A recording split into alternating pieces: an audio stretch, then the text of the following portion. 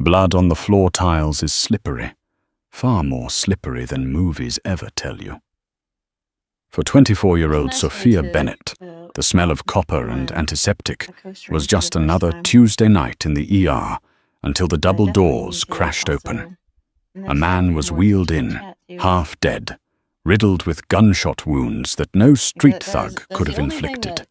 He was a Navy SEAL, a ghost in the system, and he was carrying secrets that powerful men would kill to keep buried. Sophia thought saving his life was the hard part. She was wrong, because 10 minutes after she dropped 3 extracted bullets into a metal tray, a suit-clad agent blocked her path and asked her the one question that would turn her life into a target. The rain over Norfolk, Virginia was relentless that night. It battered the roof of St. Jude's Medical Center like handfuls of gravel, a chaotic rhythm that matched the frantic energy inside the emergency room. Sophia Bennett adjusted her ponytail, the elastic band tight enough to give her a headache, and checked the time on the wall clock, 2:14 a.m. She was 6 months out of nursing school, still sporting that new scrub smell, or so the veteran nurses liked to joke. She hadn't yet developed the 1,000-yard stare that the senior staff, like Dr. Halloway, wore like a badge of honor. To Sophia, every siren was still a spike of adrenaline, every patient a puzzle to be solved. "Quiet night," muttered Greg, the intake nurse, scrolling through his phone at the front desk.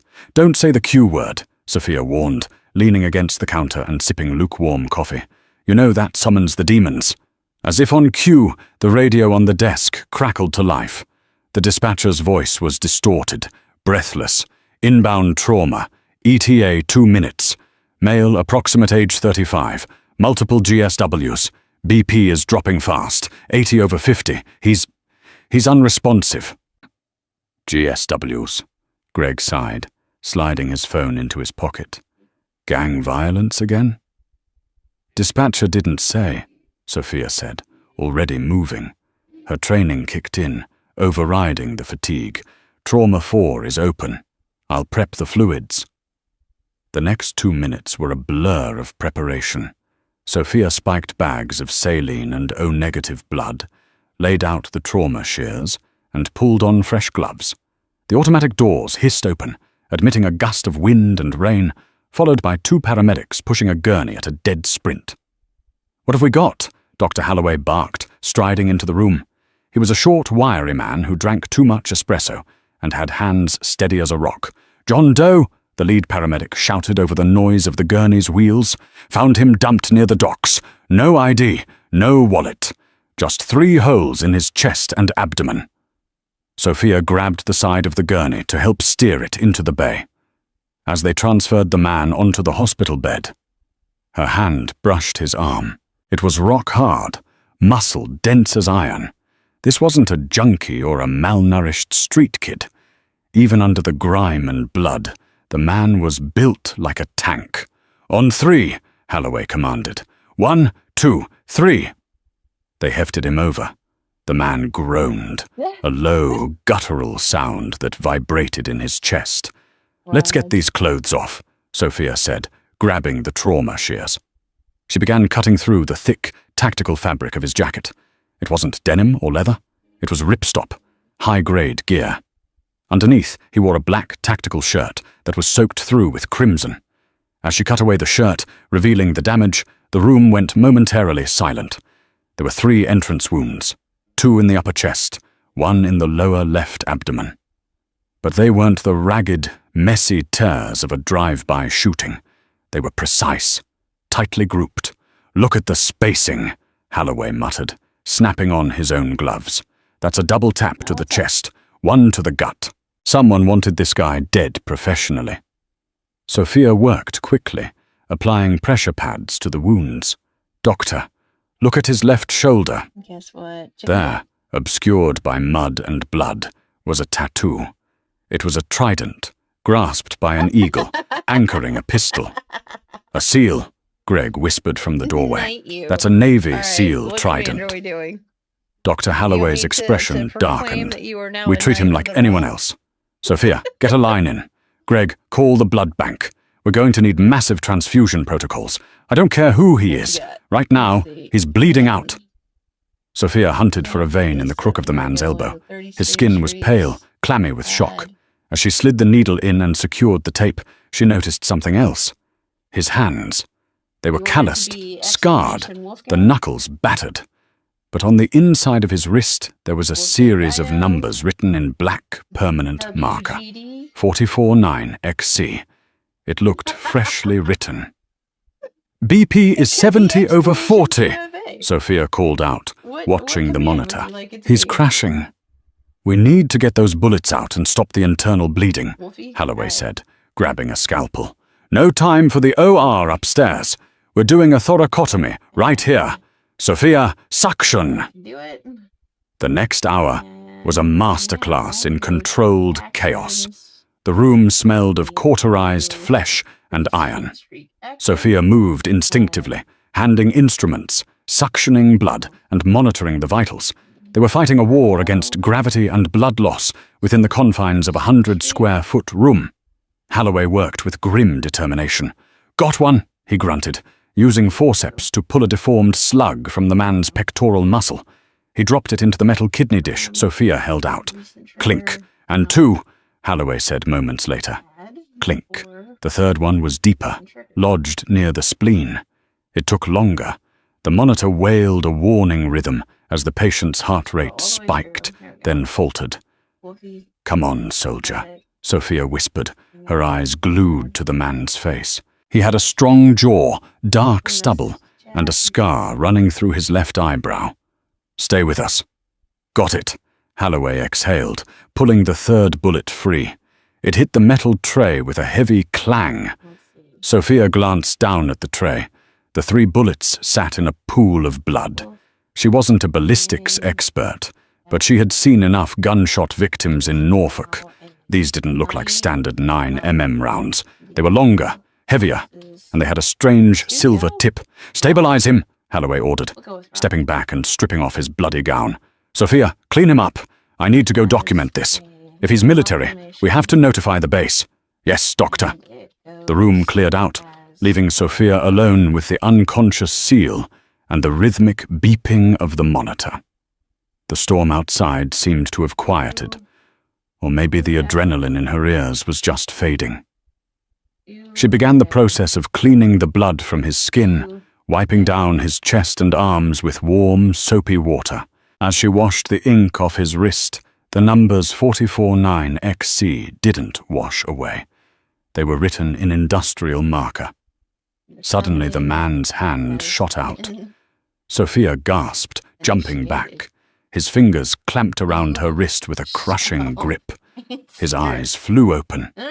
They were an intense, icy blue, bloodshot and wild with panic. Easy, Sophia said, her voice trembling but professional. You're in the hospital. You're safe. I'm a nurse. The man tried to sit up, but the pain slammed him back down. He coughed, a wet, rattling sound. He pulled Sophia closer, his grip not loosening. The drive, he rasped. His voice was like gravel. Sir, you've been shot, Sophia said, trying to pry his fingers loose gently. You need to rest. Listen to me, he hissed, his eyes locking onto hers with terrifying intensity. Don't. Let them. Take it. Take what? He fumbled at his waist, near the waistband of his blood-soaked tactical pants. Sophia looked down. There, hidden in a small, sewn-in pocket inside the waistband that she had missed during the initial trauma cut, was a small, black object. It looked like a USB drive, but smaller, thicker. Hide it, he wheezed. His eyes rolled back for a second, then focused again. They are coming. Who is coming? The police. No, he groaned. Not police. The Chimera. Before Sophia could ask what a chimera was, the man's hand went limp. He fell back against the pillows, unconscious again. The monitor remained steady. He was out, but stable. Sophia stood there, her heart hammering against her ribs. In her hand, she held the small black drive. It was warm from his body heat. Hide it. It went against every protocol she knew. This was patient property. It should be bagged and tagged with his clothes. but the fear in his eyes had been primal. It was the look of a man who knew death was walking through the door. She looked at the tray of bullets, then at the drive. On impulse, a split-second decision she would question for the rest of her life, Sophia slipped the drive into her scrub pocket. Just as she did, the double doors to the ER trauma bay swung open again. It wasn't the police. 2 men in dark, perfectly tailored suits walked in. They didn't look like they had just come in from a storm. They were impeccably dry. They moved with a silent, predatory grace. The man in front was tall, with graying hair and a face that looked like it had been carved from granite. Perfect. He didn't look at the patient. He looked straight at Sophia. "Nurse," he said. His voice was smooth, cultured, and utterly cold. "Step away from the patient." Sophia froze. The instinct to protect her patient flared up, overriding her fear. She moved slightly, placing herself between the unconscious SEAL and the strangers. "This is a restricted area," Sophia said, channeling her best head nurse voice, though she was far from it. "You can't be in here. Who are you?" The lead man stopped 3 feet from her. Up close, his eyes were a dull, lifeless brown.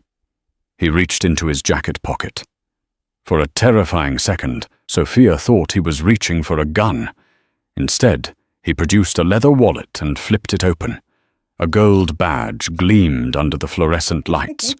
Federal Bureau of Investigation. "Agent Miller," the man said. He gestured to his partner, a younger, stockier man with a buzz cut. "This is Agent Wolf.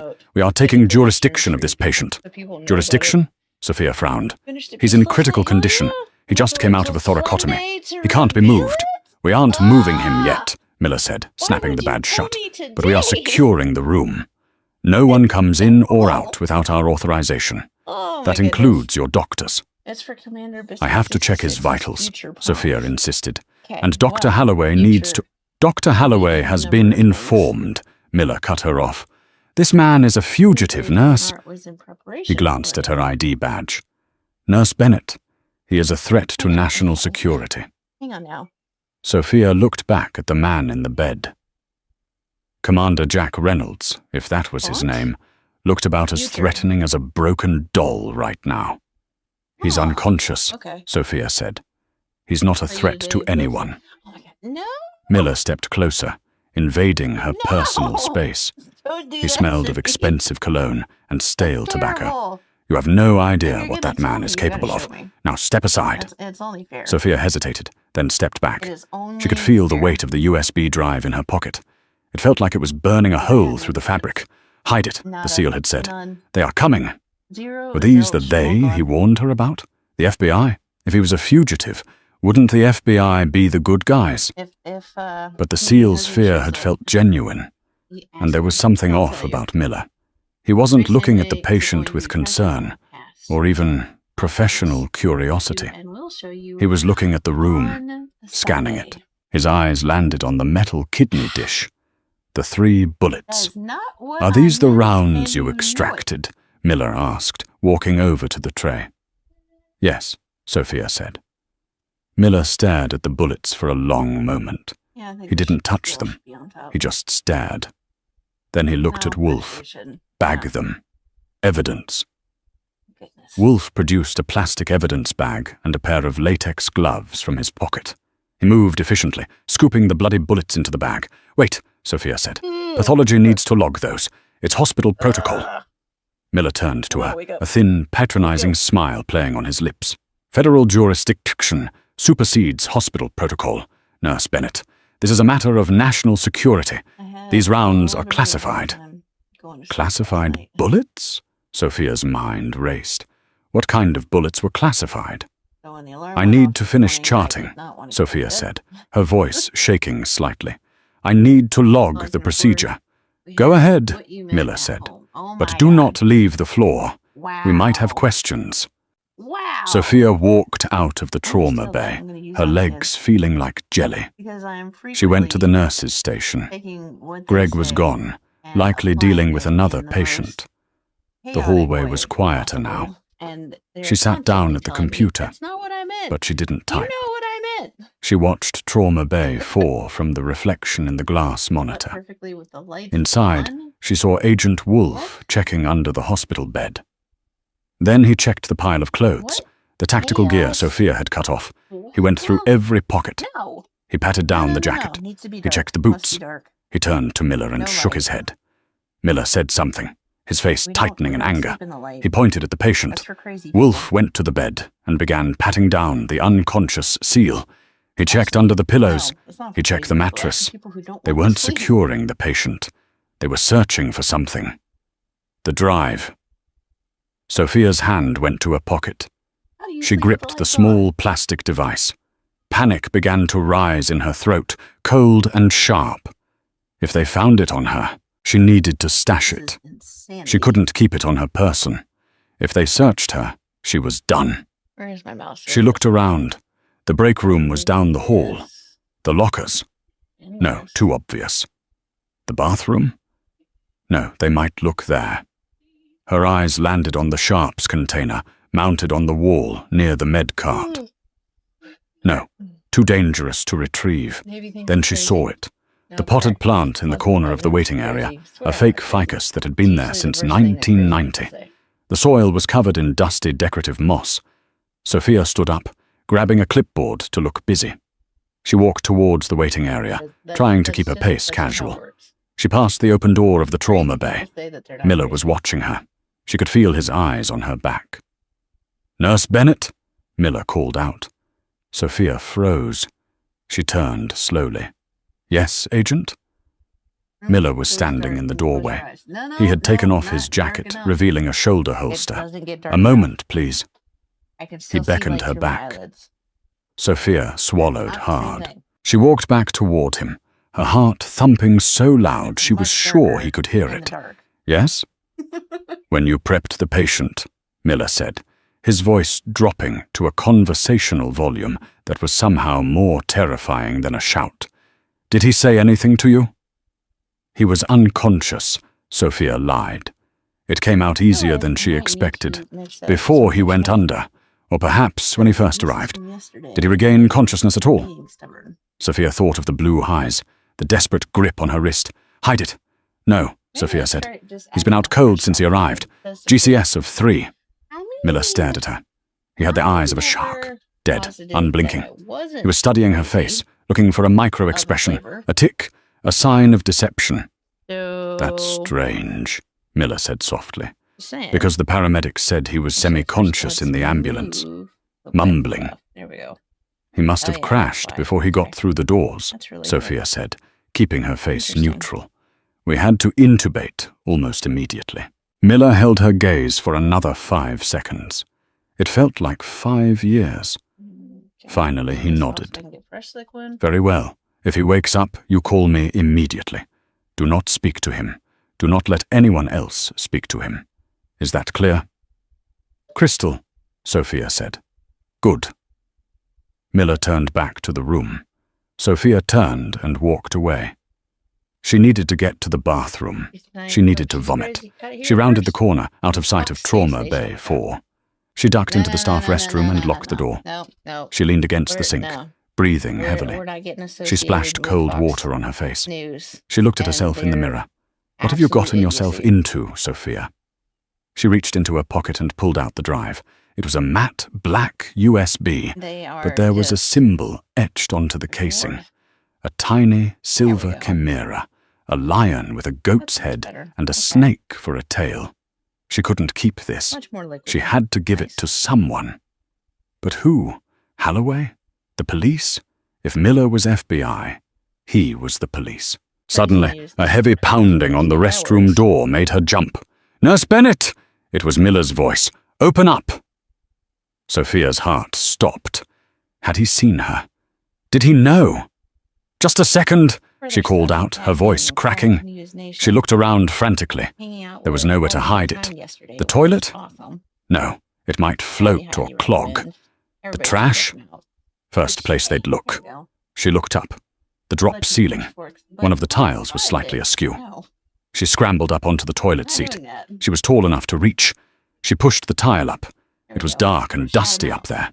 You're not following She me, shoved the follow drive as far back as she could reach, onto the metal tracking, and slid the tile physically back into guards. place. So, She jumped Google down, purposes. flushed the toilet for sound effect, and smoothed her scrubs.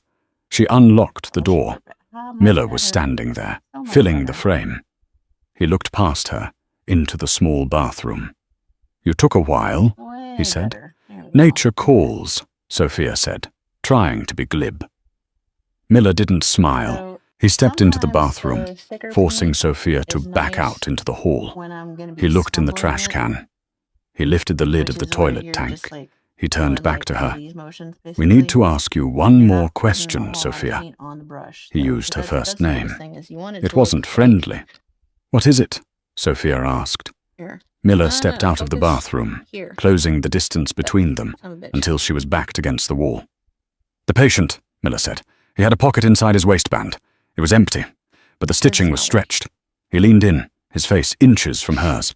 "Did you find anything on him that wasn't a weapon?" Sophia's mouth went dry. This was it. The one question. She started. "Think carefully," Miller whispered. "Perjury is a felony. Treason is a death sentence." "Did he give you the drive?" The air in the hallway seemed to vibrate with tension. Sophia felt the cold ceramic tiles of the wall pressing into her back. Agent Miller was close enough that she could count the pores on his nose, his breath smelling of stale coffee and something metallic, like old coins. "I asked you a question, Sophia," Miller repeated, his voice dropping an octave. "Did he give you the drive?" Sophia's mind raced. If she said yes, she handed over the only leverage the dying man had, and possibly signed her own death warrant. If she said no, and they found it, she was done. But looking into Miller's dead, brown eyes, she realized something terrifying. It didn't matter if she gave it to him. If he got what he wanted, he would have no reason to leave any loose ends. "I told you," Sophia said, forcing her voice to remain steady, though her knees were knocking together. "I cut his clothes off. I scrubbed him down. I found a pack of gum and a lighter. That's it. If there was a drive, maybe it fell out in the ambulance. Or maybe he dropped it in the mud where you found him." Miller stared at her. The silence stretched for 10 agonizing seconds. He raised his hand, reaching toward her face. Sophia flinched, bracing for a strike. "Agent Miller!" The boom of a voice echoed down the corridor. Miller froze, his hand inches from Sophia's cheek. He turned his head slowly. Dr. Holloway was storming down the hall, his lab coat flying behind him like a cape. He looked furious. Behind him stood 2 hospital security guards, Paul and Dave. They were retired cops, paunchy and tired, but they had their hands on their belts. "What the hell do you think you're doing?" Holloway demanded, stopping 3 feet from Miller. "That is my nurse. You do not corner my staff. You do not touch my staff." Miller straightened up, smoothing his suit jacket. The mask of civility slid back into place, though his eyes remained cold. "Dr. Holloway, we were just having a debrief regarding the patient's personal effects, a matter of national security." "I don't care if it's a matter of the second coming," Holloway spat, stepping between Miller and Sophia. "This is a hospital. We save lives here. We don't interrogate staff in the hallway at 3 a.m. "Sophia, are you all right?" Sophia nodded, exhaling a breath she didn't know she was holding. "I'm fine, doctor." "Go back to the nurse's station," Holloway ordered, not taking his eyes off Miller. "Check the crash cart." "But go," Holloway said, his tone leaving no room for argument. Sophia squeezed past Miller, careful not to brush against him. As she walked away, she heard Holloway's voice drop to a lethal whisper. "Let me be clear, Agent. I've called the hospital administrator, and I've called the Norfolk PD liaison.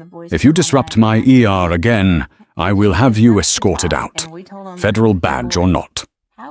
Miller chuckled, a dry, humorless sound. "You have no idea what's happening here, Doctor. But for your sake, I'll respect your territory. For now." Sophia reached the nurse's station and collapsed into the chair. Her hands were shaking so badly she couldn't type. She looked at the reflection in the monitor. It was the first Miller vet and that Wolf wanted were me to take retreating home back because towards they the put him waiting room, with the other establishing a cats, and the perimeter. other cats didn't They like weren't him. leaving. They were just regrouping. The second She looked vet at the ceiling never said tiles above anything the of the sort bathroom before I down the got hall. home. The drive. It was still there. Beep, beep, beep. The monitor in Trauma Bay 4 quickened. Sophia jumped up. The seal. She hurried into the room. The curtain was drawn, shielding the bed from the hallway. Jack Reynolds was awake. No. He wasn't moving much. The anesthesia Really and got blood messed loss up had this seen to week. that. But his eyes were open. They were I scanning the wonder where room, embracing darting from the insurance door is to the sending window those to the checks vent from. in the ceiling. When Sophia entered, his gaze Oh, locked boy. onto her like a laser designator. "You," There he can't be rasped. little nubs out there His voice because was he's barely a fixed. whisper. Sophia moved to his side, checking And the they don't IV usually drip. let the cats "You out need to to roam stay around. still. You've lost a lot of blood. I'm Sophia. I'm your nurse." "The suits," Reynolds whispered, ignoring her advice. Not "Are with they no testicles. outside?" "2 of them," There's Sophia no, whispered back, leaning in if you close don't so her have voice the wouldn't reproductive carry. organs, there's "Agent no Miller and Agent find Wolf. a way. They said they're FBI." Reynolds let out a sharp, bitter laugh that turned into a cough. He winced, clutching his bandaged side. "FBI? Right. They showed me badges," Sophia said. "You can buy a badge on the Oh, internet," Reynolds gritted out. "Listen to me. Wow. They aren't bureau. They're private contractors. Black budget. They work for a company called Chimera Solutions." Chimera. Sophia remembered the word he'd said before passing out. "What do they want?" "Me. Dead," Reynolds said. I don't know "And the about drive. driving on Did you? dissection of It's testicles safe," and Sophia said lack of quickly. testicles. "I hid it. They didn't I find kinda it." disagree with that one, Nubs. Reynolds closed his eyes for a This second, is relief not a washing thriving over his conversation. battered face. "Good girl. Smart." He opened his eyes again. "You need to get out of here. Once they realize I'm awake, or once they realize you don't have the drive, they'll scrub the site." "Scrub the site?" Sophia asked, a cold dread pooling in her stomach. "You mean—" "No witnesses," Reynolds said. "That drive contains proof that Chimera has been selling classified, distinct naval intelligence to foreign buyers. If that gets out, half the Pentagon goes to jail. The other half gets executed." Sophia stared at him. This was insane. She was a nurse from Virginia who liked hiking and baking sourdough bread. She wasn't a spy. She wasn't Jason Bourne. "I can call the police," Sophia said. "They own the police," Reynolds said. "Or at least the ones who matter. Miller will have this whole floor locked down in 10 minutes. Comms jamming, no cell signal, no landlines." Sophia instinctively reached for her pocket to check her phone. She pulled it out. No service. "Oh my God," she whispered. "It started," Reynolds said. He tried to sit up, sweat beading on his forehead. "Is there a back way out? A service elevator? A laundry chute?" "There's a freight elevator in the back corridor," Sophia said. "But you can't walk. You have 3 bullet wounds and you're fresh out of surgery." "I'll walk or I'll die," Reynolds said. "And so will you." Suddenly the lights in the ER flickered. Once. Twice. Then the main overheads died, plunging the room into semi-darkness. Only the red emergency lights and the glowing monitors remained. "Power cut," Reynolds whispered. "They're coming in to finish the job." Sophia felt a surge of panic. But then something else took over. Anger. This was her ER. These were her patients. "Dr. Holloway is out there," Sophia said. "And the security guards. 2 fat rent-a-cops and a doctor against a kill team?" Reynolds shook his head. "We need a weapon." Sophia looked around. Scalpels. Scissors. Nothing that could stop a man with a gun. "I don't have a gun," Sophia said. "Improvise," Reynolds growled.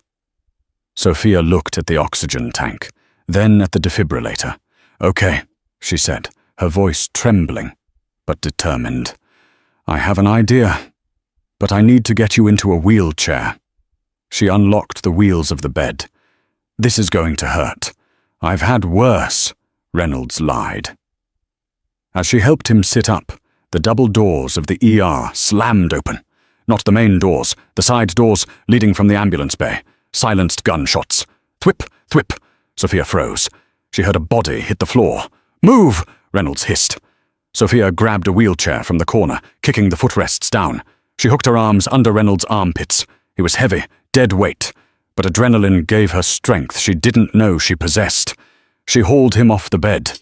He stifled a scream as his feet hit the floor, his face going grey. "Into the chair," she commanded. He collapsed into it, clutching his abdomen. "Go, back hallway." Sophia grabbed the handles and pushed. She didn't head for the main corridor where Holloway and the guards were. She knew, with sickening certainty, that the thud she had heard was Paul or Dave hitting the linoleum. She steered the wheelchair towards the supply closet at the rear of the trauma bay. It connected to the sterile supply corridor, a narrow passage used to restock bandages and saline.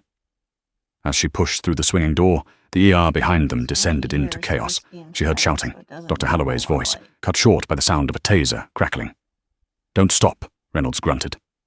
They moved into the dimly lit supply corridor. Rows of shelving towered on either side, filled with boxes of gauze and syringes. It was a maze of shadows. Sophia aimed for the far end, where the freight elevator waited. But as they rounded a corner, a figure stepped out from the shadows. Sophia skidded to a halt, nearly tipping Reynolds out of the chair. It wasn't Miller. It wasn't Wolf. It was Thomas, the night shift janitor. Thomas was a man of few words. He was in his 60s, with a stooped back and grey hair that looked like steel wool. He spent his nights buffing the floors to a mirror shine, listening to classic rock on an old MP3 player. Thomas held a mop bucket in one hand. In the other, he held a Glock 19. Sophia gasped. "Thomas!" Thomas looked at Sophia, then at the bleeding man in the wheelchair. He didn't look surprised. He looked resigned. "Miss Bennett," Thomas said, his voice gravelly but steady, "I reckon you picked a bad night to work overtime." "Thomas, why do you have a gun?" Sophia stammered. "Took it off the guy by the vending machines," Thomas said casually, jerking a thumb behind him. "Young fella, buzz cut. Didn't see me coming. Hard to hear a janitor when you're too busy talking on your radio." Reynolds looked up at Thomas, eyes narrowing. "You handled him?" "Broken neck," Thomas said. "I used to be recon. Vietnam. 68. He looked at Reynolds's tattoo, visible under the hospital gown. "SEAL?" "Team 4, Reynolds grunted. "Navy," Thomas scoffed gently. "Well, nobody's perfect." He tucked the gun into his waistband and grabbed the handle of the mop bucket. "They got the exits blocked, Miss Bennett. 2 at the front, 1 at the ambulance bay. And that fella in the suit, Miller, he's at the nurse's station hacking the computer system." "They're looking for the drive," Sophia said. "The one in the bathroom ceiling?" Thomas asked. Sophia's jaw dropped. "How did you—" "I cleaned the bathrooms, Miss Bennett," Thomas said with a faint smile. "I see everything. Dust tile was crooked. I fixed it. Put the drive in my pocket." He reached into his grey coveralls and pulled out the black USB drive. "Figured it was important if you were climbing on toilets to hide it." "Give it to me," Reynolds said, reaching out. Thomas shook his head. "No offense, son, but you look like you're about to pass out. Miss Bennett here is the only one with working legs." Good. He handed the drive to Sophia. "Keep it." "We need to get to the roof," Reynolds said. "If we can get to the roof, I can signal. I have a transponder in my boot heel. Short range, but if we're high enough, it might hit the Navy network at the base." "Elevators are locked out," Sophia said. "Miller shut them down." "Stairs," Thomas said. "But Wolf is prowling the stairwell. I heard him on the radio, the dead guy had." "We have to fight our way up," Reynolds said. He looked at the gun in Thomas's waistband. "Give me the piece." Thomas handed the Glock to the SEAL. Reynolds checked the chamber. 1 in the pipe, 15 in the mag. "I've got a plan," Sophia said suddenly. She looked at the shelves around them. "Thomas, do we have any ammonia in the cleaning closet?" "Gallons," Thomas said. "And we have bleach here in the supply room," Sophia said. Her chemistry training came flooding back. "Chlorine gas. Tall." Reynolds looked at her, impressed. "Mustard gas. Nasty." "It'll clear the hallway," Sophia said. "Create a distraction." Let's Learn from cook, seeing nothing to Thomas seeing said. everything. Life is 5 long, and minutes there's a later, lot to look the at. sterile supply Exactly. corridor was quiet. Sophia pushed Reynolds toward the heavy fire door that led to the central stairwell. Thomas Oh, stood by goodness. the door, holding 2 plastic buckets. He had mixed the chemicals in separate containers, ready to combine them. Ready? Sophia whispered. Brody's gonna come Open in it, here and be like, Reynolds "I want said, a raising sound the gun. effect." Thomas shoved the door open. The stairwell was concrete and cold. Footsteps echoed from above. Heavy boots descending rapidly. "Target coming down!" Reynolds shouted. Maybe we should play Agent it when Wolfe you appeared on the landing above, a suppressed submachine gun What in his sound effects hands. should we do for him? He saw them and raised the weapon. Reynolds fired. Bang! Bang! The shots were deafening in the confined space. Reynolds' aim was true, despite his injuries. One bullet sparked off the railing. The other caught Wolfe in the shoulder. The agent grunted and spun back behind the concrete wall. "Now, Thomas!" Sophia screamed. Thomas hurled the contents of one bucket into the other, then kicked the entire mixture down the stairs towards the landing. What the heck? A thick, No. white cloud of Wolfgang, gas absolutely erupted not. instantly, No, hissing no, like no, a no. snake. "Masks!" None of that. Sophia yelled, pulling her scrub So shirt up over her nose and mouth. The gas rose rapidly. From the landing above, they heard Wolfe coughing, violent, retching coughs. The gas was searing his lungs, blinding him. "Go! Go! Go!" Reynolds roared. Sophia pushed the wheelchair into the stairwell, bypassing the gas cloud by staying low, and started hauling the chair up the stairs. "No, that wouldn't work. I have to walk," Reynolds said, gritting his teeth. He pulled himself out of the chair, using the railing for support. Blood bloomed fresh on his bandages. "Lean on me," Thomas said, grabbing the SEAL's good arm. Together, the old Vietnam vet and the wounded SEAL began the agonizing climb up the stairs, leaving the cloud of chemical warfare behind them. Since the beginning straight. Oh, okay. Sophia No took worries. point, holding the heavy fire extinguisher she had grabbed from the wall. That's awesome. They reached the 3rd floor, then the 4th. The roof access was on the 5th. As they reached the final landing, the door to the roof burst open. It wasn't Wolfe. He was incapacitated in the gas below. It was Miller. He stood in the doorway, framed by the rain and the night sky. He held a pistol leveled at Sophia's chest. He didn't look perfectly tailored anymore. His tie was loose, and he looked annoyed. "End of the line," Miller said. "Nurse Bennett, give me the drive, or the old man dies first." He shifted his aim to Thomas. Sophia froze. She was 5 steps below him. Reynolds was slumped against the wall, gasping for air, the gun in his hand hanging limp. He didn't have the angle to shoot without hitting Sophia. "I have it," Sophia said, reaching into her pocket. She pulled out the drive. "Toss it," Miller commanded. Sophia looked at the drive, then at Miller. "You're going to kill us anyway," Sophia said. "Probably," Miller admitted. "But if you give it to me, I'll make it quick. If you don't, I'll take my time with you." Sophia looked at Reynolds. He made a tiny motion with his head. "Down." Sophia didn't toss the drive. She dropped to her knees. Bang! Miller fired. The bullet whizzed over Sophia's head, where she had been standing a millisecond before. Simultaneously, Reynolds raised his gun and fired from the hip. The bullet hit Miller in the leg. He buckled, screaming, but didn't drop his gun. He raised it again, aiming down at the prone Sophia. Suddenly, a metallic clang rang out.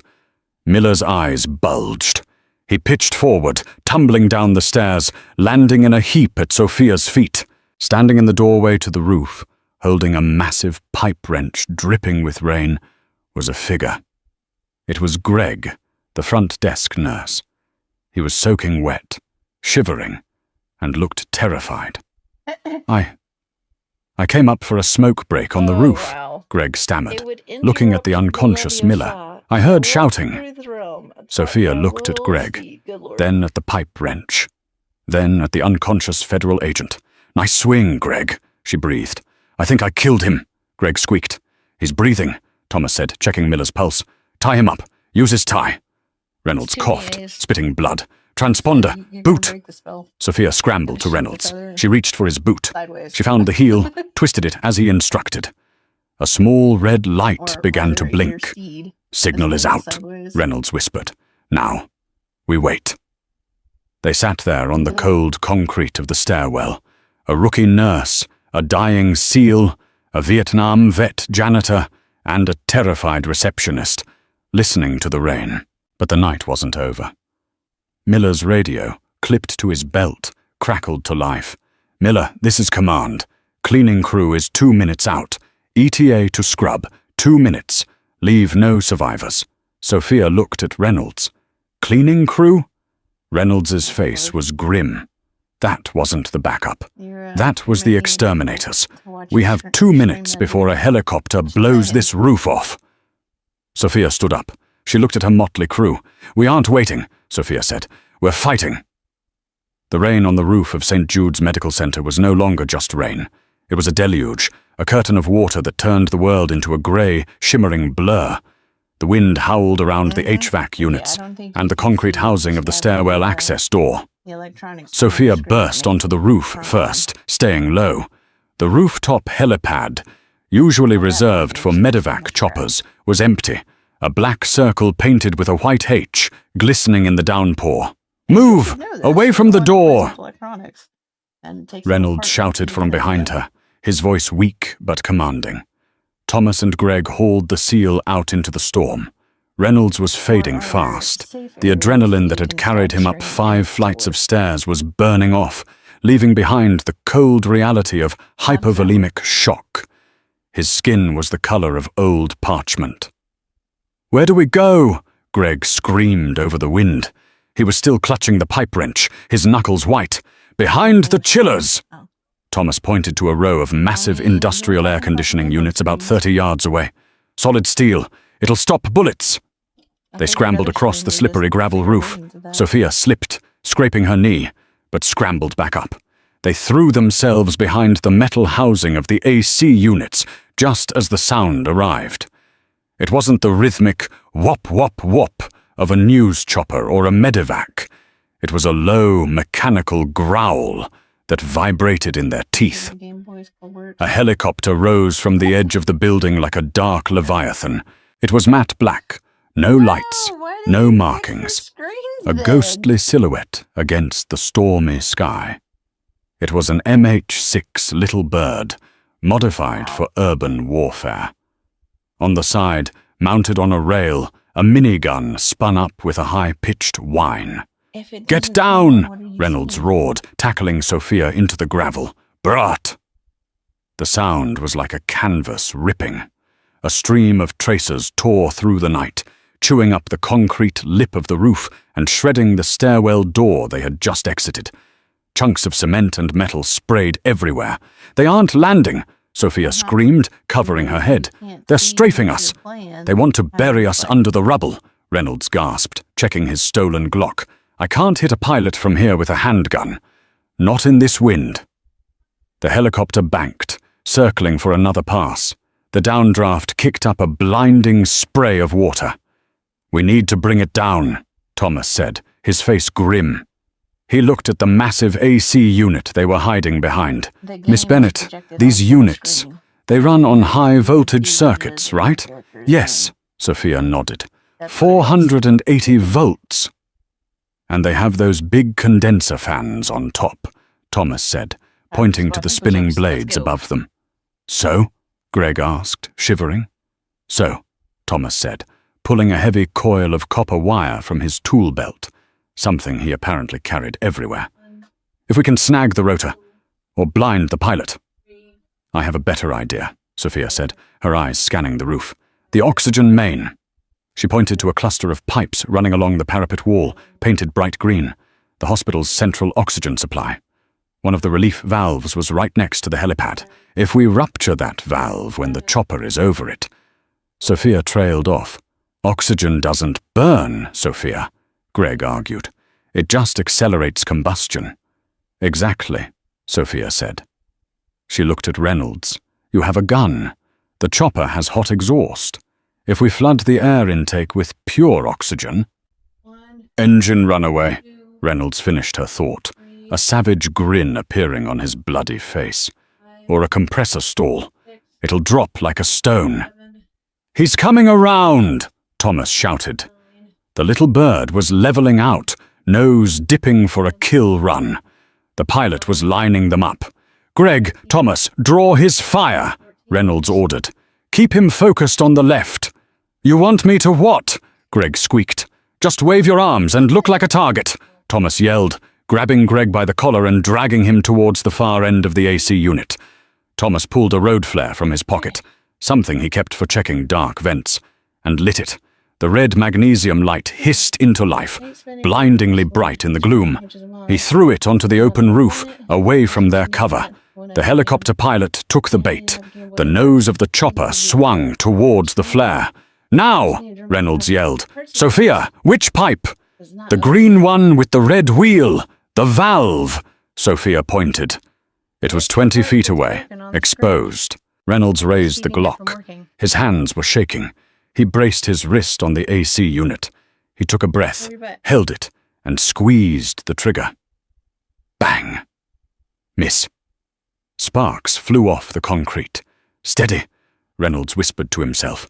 The minigun spun up again. Whine. Bang! The valve exploded. A jet of pressurized oxygen, invisible but incredibly loud, shrieked out of the pipe, shooting straight up into the air, directly into the flight path of the hovering helicopter. The chopper flew right into the plume.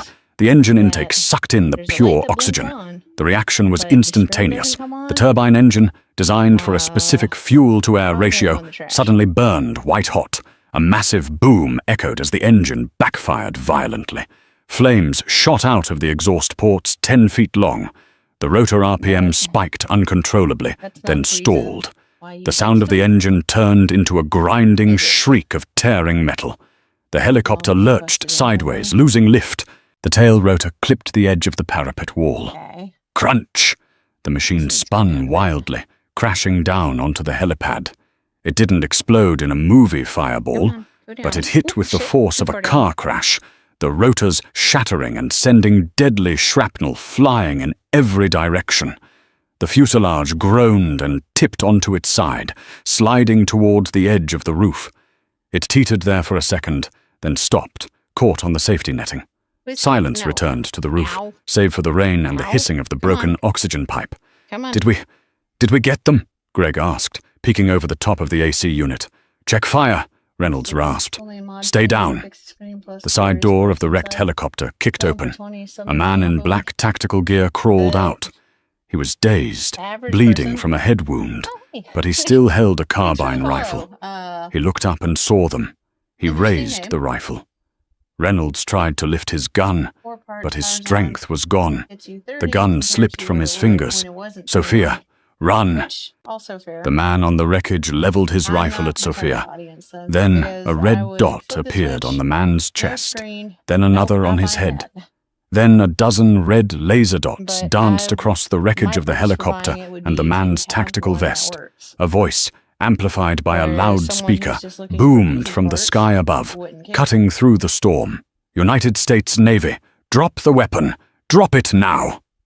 Sophia looked up. Hovering high above the storm clouds, descending like angels of vengeance, were two massive MH-60 Seahawk helicopters. The floodlights clicked on, bathing the roof in blinding white light. The man on the wreckage hesitated. Thwip! A single shot from a sniper on the lead Seahawk took him in the shoulder. He dropped the rifle and collapsed. Ropes dropped from the Seahawks. Men in full combat gear, real SEALs this time, fast-roped down to the roof with fluid precision. They moved like water, surrounding the wreckage, surrounding Sophia and her team. Hands! Let me see hands! Never! The lead operator shouted, moving towards them. Sophia raised her hands. Thomas did the same. Greg dropped the wrench. Reynolds didn't move. He was slumped against the metal housing, his eyes closed. Officer down! Sophia screamed, pointing at Reynolds. He's a SEAL! He's Commander Reynolds! He needs help! The lead operator reached them. He looked at Reynolds's face, then at the tattoo on his shoulder. He tapped his headset. Command, this is Bravo 1. We have the package. Package is critical. I repeat, package is critical. We need a medic, now. He looked at Sophia. Under the night vision goggles, his eyes were human, concerned. You the one who kept him alive? Yes, yeah. Sophia sobbed, the adrenaline finally crashing. I already have too many things to do. I'm the nurse. Good work, the operator said. We'll take it from here. The flight to Naval Station There's potential, Norfolk yes. was a blur Also of time rotor consuming. noise and exhaustion. And Sophia, Thomas, and it's- Greg huddled in the back of the Seahawk, wrapped in wool blankets, people are watching not the gonna do rain-slicked that. lights of the city pass below. They weren't arrested, but they were certainly being detained. They were marched into a windowless, soundproof briefing room deep inside a building that Most didn't people don't appear even on have the skills GPS. to do that, for that matter. Two people waited for them. A sharp-eyed woman in a suit introduced as NCIS agent Baxter, and a man in a dress-white uniform who Not radiated necessarily a authority, matter of being Vice poor Admiral so Harrison. much as Commander Reynolds is in not surgery wanting at to spend Portsmouth money if Naval, you can avoid Harrison it. stated If you're immediately, willing to anticipating trade the question burning in time Sophia's eyes. instead, He's critical, but the then surgeons say there's a he's lot of too people stubborn who to would be able die. to do that. He'll make it. Sophia let out a breath she felt she'd been holding for 3 hours. We have Agent Miller in custody, Agent Baxter added, her voice clipped and efficient. However, Chimera Solutions is already spinning a narrative. They claim Reynolds went rogue, stole classified data to sell on the black market, and that they were the patriots trying to recover Everyone it. can't be good at The Admiral everything. leaned forward, his hands clasped You on the have to mahogany work together table. to cover all of the Without the different skills. drive, Miss Bennett, So saying it is a the lack word of a dead one man type of walking skill against is a skill issue multi-billion-dollar with defense the usual contractor. We watch need the you. evidence. Okay. Sophia hesitated. What's She looked your- at what's Thomas. next The old skill that you're janitor, gonna learn? scrubbed of soot but still wearing his coveralls, gave her a barely perceptible nod. Sophia reached into her pocket and pulled out the small, black USB drive with the silver chimera etching. She placed it on the table, but as Baxter reached for it, Sophia slammed her hand down, covering the device. "Wait," Sophia said, her voice trembling but defiant. "Miller had a badge. Wolf had a badge. How do I know you aren't with them? How do I know you won't just destroy this?" The room went deathly silent. A Marine guard by the door shifted, but Admiral Harrison didn't get angry. A slow, respectful smile spread across his face. "You have good instincts, Miss Bennett," Harrison said. "Reynolds chose well." So it sounds The like you have Admiral some skills reached to read into up his on that. tunic and slid If a you're heavy, willing to jagged learn them object all. across the table. Sir? It was a challenge coin. It bore the exact same trident design as the tattoo on Reynolds' arm. "I was his commanding Because officer you're being in a pain in the butt Coronado," right now, being Harrison said argumentative softly. just to be "I sent him argumentative. to get that drive. I am the one he was trying to come home to." Sophia looked at the coin, then at the Admiral's tired, honest eyes. She lifted her hand. Baxter plugged the drive into a ruggedized laptop. Seconds later, a video window popped up. It was undeniable proof, grainy surveillance footage of Agent Miller and a rogue general selling blueprints for the Navy's hypersonic missile systems to a foreign operative. "Treason," Harrison whispered, his face hardening into cold fury. "Get the Judge Advocate General. I want Chimera dismantled. I want Miller in Leavenworth before the sun comes up." He stood and looked at the ragtag group. A nurse, a janitor, and a receptionist. "You three have done a service to your country tonight that you cannot fully understand. Hey, The Bert. Navy is in your debt." 6 Good months talking to you. later, I mean, the Virginia sun felt different now, warmer, lighter. Sophia sat at a small cafe table near the boardwalk, nursing an not iced exactly coffee. locked in, 'cause She wasn't Wolf wearing is over here scrubs. arguing She wore a with sundress and Ray. sandals. St. Jude's was part of her past. The media circus following the gang shootout prevented by security cover story had been too overwhelming. Instead, she had a letter of recommendation from a 3-star admiral and a new acceptance letter in her bag. Johns Hopkins Medical School. All of those. "Is this seat taken?" Sophia looked up. Concrete Standing work. there, leaning on a cane, was a man in jeans and a grey t-shirt. He had a slight limp, but the grey pallor of death was gone, replaced by a healthy tan. "Jack," Sophia Yeah, he breathed, is standing up. 30 series, so "I didn't that's- get a chance to say thank you," Reynolds said, his blue eyes crinkling at the corners. "I was a little busy bleeding out." "I forgive you," she smiled, motioning for him to sit. "How are the others?" He wanted Thomas to is do officially the head of 2FA, security so for the something Naval with- Museum, a nice, quiet desk job. and and we turned it Greg, into addressing Reynolds everyone. grinned, shaking his head. "Believe it or not, Greg joined the Navy. He's in boot camp, You leave it to wants to be a drive. corpsman. Said if he could swing a pipe wrench, he could patch a wound. Sophia laughed, a genuine not sound just that felt hand. good in her chest. Reynolds reached into his pocket and slid a small velvet box across the table. The Admiral wanted to do a ceremony, but he figured you'd hate the attention. Oh my God. He asked me to Okay. deliver this. Inside lay the Civilian Service Medal. You saved my life, Sophia, Reynolds said, his voice dropping to a serious whisper. But more than that, you saved my honor. If they had taken that drive, I would have died a traitor. You gave me the truth back.